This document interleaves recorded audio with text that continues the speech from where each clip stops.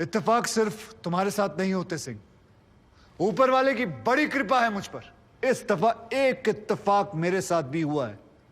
Bye God, मजा आएगा। पंडित जी को लाइए, लाइए जल्दी।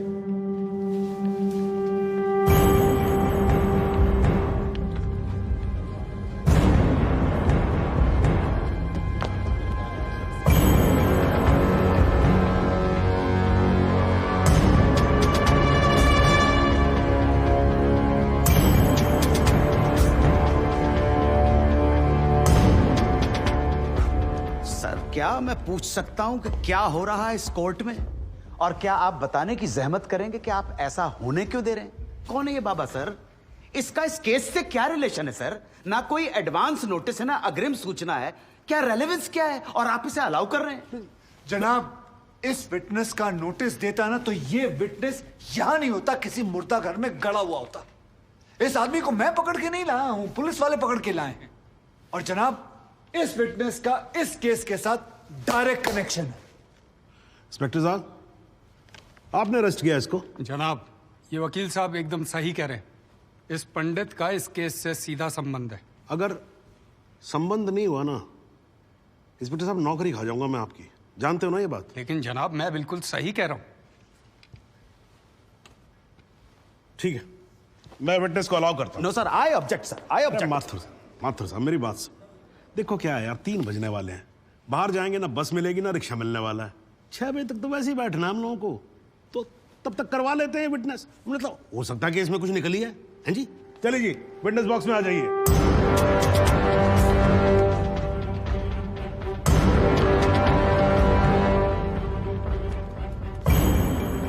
नमस्कार पंडित जी, क्या हाल है आपका?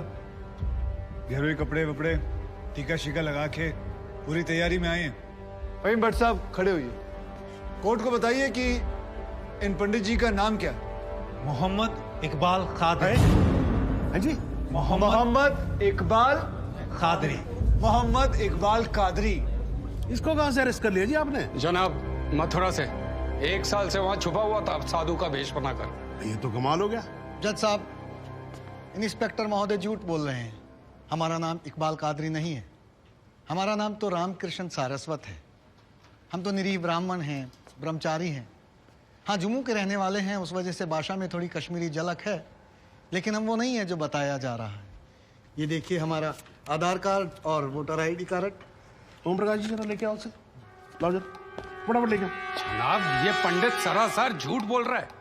इसने पुलिस को खुद स्टेटमेंट दिया है, जिसमें इसने खुद कहा कि ये इकबाल कादरी है। कंधे के ऊपर उत्तर प्रदेश पुलिस के 2 स्टार लगा रखे। इतना मालूम नहीं है कि पुलिस को दी गई स्टेटमेंट कोर्ट में एडमिसेबल नहीं है। जनाब, ये इंसान एक ट्रेन्ड मिलिटेंट है। नकली आधार कार्ड बनाना कोई मुश्किल काम नहीं है, आप अच्छी तरह जानते हैं। और फहीम भट्ट भी इसको आइडेंटिफाई कर चुके हैं।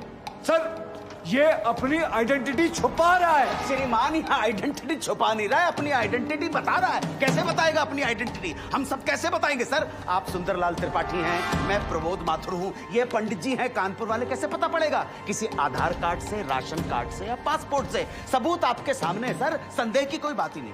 और वैसे बता दूं सर, निवेदन कर रहा हूं, ये जो पंडित जी है ना, ये ऑलरेडी झूठा गवाह पेश कर चुके हैं। बार एसोसिएशन ने इनका लाइसेंस रद्द कर दिया। चंद घंटों के मेहमान है ये वकीलगिरी से सर, इनकी बात को सीरियसली नहीं लिया जाए। माथुर साहब, चंद घंटे तो है ना, लड़ लूं ना तब तक तो लड़ सकता हूं ना। जॉली साहब, ये देखो यार, कोर्ट में लड़ने वड़ने की बात मत करो आप। नहीं, माथुर साहब एकदम ठीक बोल रहे हैं। मुझे लगता है पुलिस से कोई गलती हो गई है। बाबा जी सॉरी, आप जा सकते हो। एक मिनट जॉली जी, आप वहीं रुके। एक मिनट सर, मैं आपसे हाथ जोड़ के विनती करता हूँ, मैं इससे कुछ सवालात करना चाहता हूँ। मैं बड़ी मुश्किल से इसको लेके आया हूँ। मैं एक मौका मुझे दे दीजिए। नहीं, आपने क्या कहा था? आपने क्या कहा था? अभी ऑटो बस कुछ नहीं मिलने वाला है, एक मौका। 1 मिनट आप चिल्लाना बंद करोगे जरा? 2 मिनट चुप रहोगे आप? गलती हो, 2 मिनट चुप रहो आप।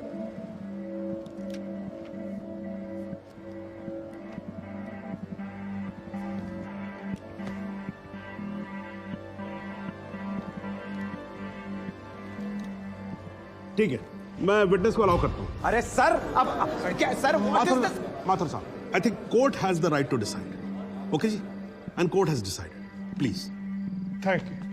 Thank you, thank you.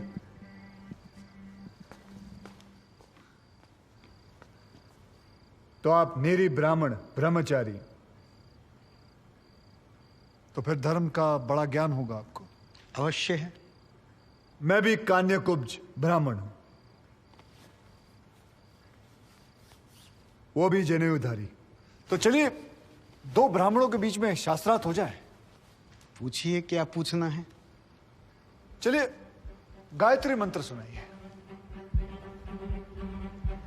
ओम भूर्भुवस्व तत्सवितुर्वरेण्यम भर्गो देवस्य धीमहि धियो यो नः प्रचोदयात्। बहुत बढ़िया, पूरा नाम बताएं। रामकृष्ण प्रेमकृष्ण सारस्वत। धर्म? हिंदू। हिंदू धर्म में कितने वेद हैं? 4। नाम बताएं।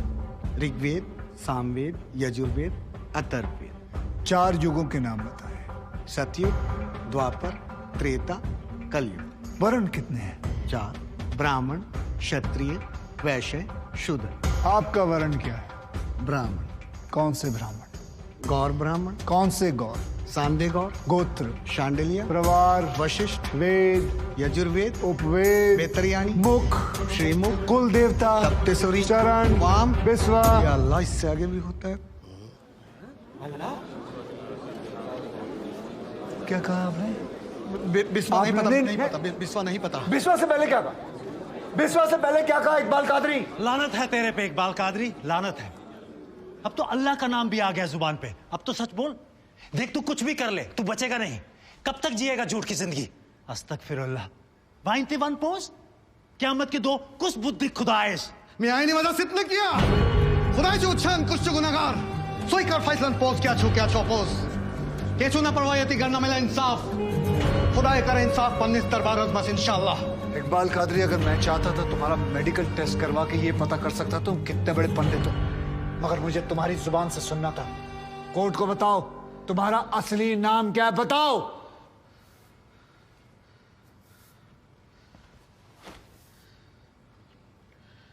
जज साहब, मेरा नाम मोहम्मद इकबाल कादरी है। मुझे सिंह साहब ने अरेस्ट किया था। मैं उनकी कस्टडी में था, लेकिन उन्होंने मुझे कोर्ट में पेश नहीं किया। मैं जानता था कि वो मेरा एनकाउंटर करने वाले हैं। एक दिन मौका देकर मैंने उनसे कहा कि अगर वो मुझे जाने देंगे तो मेरे आदमी उन्हें बहुत सारा पैसा देंगे, और उन्होंने मेरी बात मान ली। इसे लेके कहाँ जा रहे हैं? सिंह साहब ने आजाद कर दिया इसे। जा रहा है, आजा। सिंह साहब को कितने पैसे दिए? 50 लाख, 25 लाख एडवांस और 25 एनकाउंटर के बाद। आई ऑब्जेक्ट श्रीमान।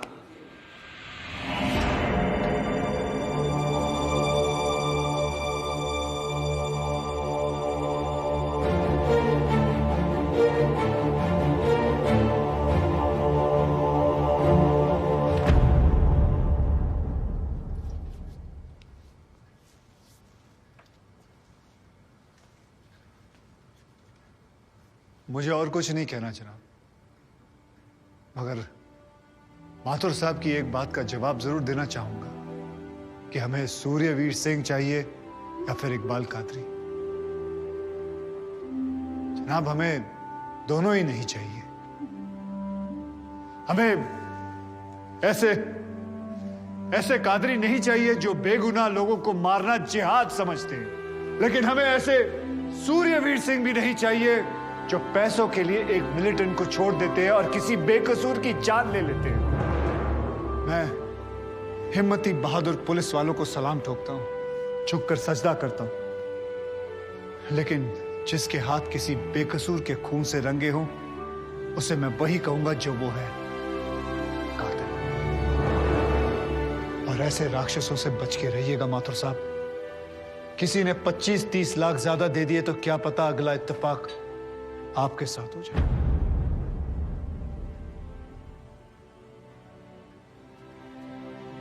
अंत में सिर्फ इतना ही कहना चाहूंगा कि इस दुनिया के सबसे बड़े जाहिल ने कहा था कि इश्क और जंग में सब कुछ जायज है, क्योंकि अगर ऐसा है तो फिर बॉर्डर पर सिपाहियों के सर काटने वाले भी जायज है और जवान लड़कियों पर एसिड फेंकने वाले आशिक भी।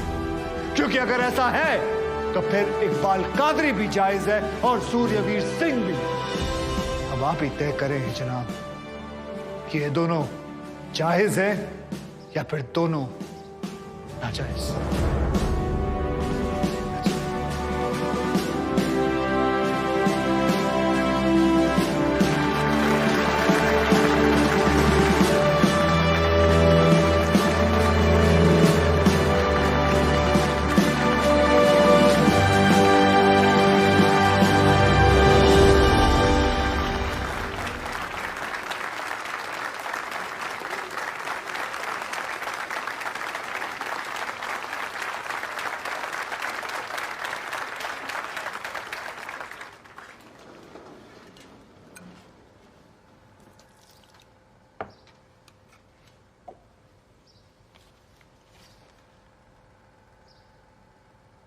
सालों में एक बार कभी कोई ऐसा केस आता है जब इस कुर्सी पे बैठने का अफसोस नहीं होता है।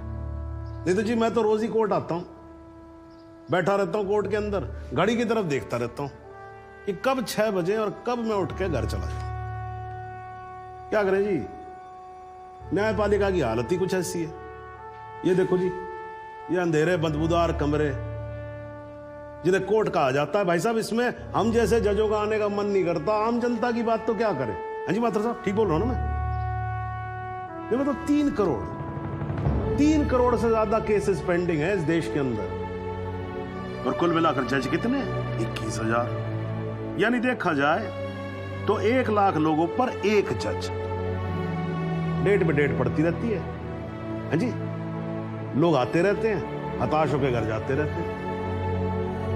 लेकिन फिर भी आज भी हिंदुस्तान में जब कहीं 2 लोगों के बीच में झगड़ा होता है ना, कोई विवाद होता है, तो एक दूसरे से क्या कहते हुए पाए जाते हैं? I will see you in court.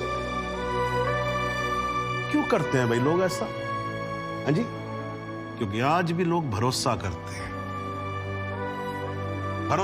हैं, न्यायपालिका पे। उनको भरोसा होता है कि अगर सरकार उनकी बात नहीं सुनेगी, प्रशासन उनकी बात नहीं सुनेगा, पुलिस उनकी बात नहीं सुनेगी, तो कोर्ट सुनेगी उनकी बात, सुनेगी और न्याय देगी। इसलिए भाई साहब, इस कुर्सी पे बैठा मेरे जैसा हर आदमी, उसका यह कर्तव्य बनता है कि वो इस भरोसे को ना टूटने दे। इस कोर्ट में पेश किए गए सभी गवाह और एविडेंसेस, एक बात तो एकदम साफ हो जाती है कि 13 अगस्त को गोमती नदी के पुल पे जो भी हुआ वो अचानक होने वाला एनकाउंटर नहीं था, बल्कि एक सोची समझी साजिश के तहत की जाने वाली हत्या थी। इसलिए यह कोर्ट इंस्पेक्टर सूर्यवीर सिंह और उनके सभी साथियों को आईपीसी सेक्शन 302, 201, 182 और 340 के तहत हत्या, एविडेंस मिटाने, कोर्ट को गुमराह करने और झूठे सबूत पेश करने का दोषी मानते हुए लाइफ इम्प्रिजनमेंट की सजा सुनाती है। और यह कोर्ट शहीद कांस्टेबल बलदेव सिंह भदौरिया के पुत्र राम कुमार भदौरिया को तुरंत रिहा करने का आदेश भी देती है। The court is adjourned.